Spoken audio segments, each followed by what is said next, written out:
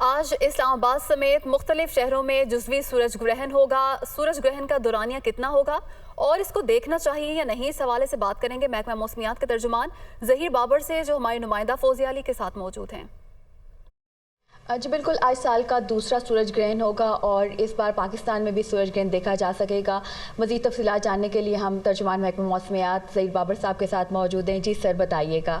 جی بالکل، آج جو ہے وہ پارشل اکلپس جو ہے وہ دنیا کے مختلف حصوں میں دیکھا جا سکے گا، جس میں نارتھ افریقہ ہے، مڈل ایسٹ ہے، اسی طرح یورپ کے مختلف حصے ہیں، ایشیا کے مغربی حصے ہیں، ان میں جو ہے آج پارشل اکلپس ہوگا۔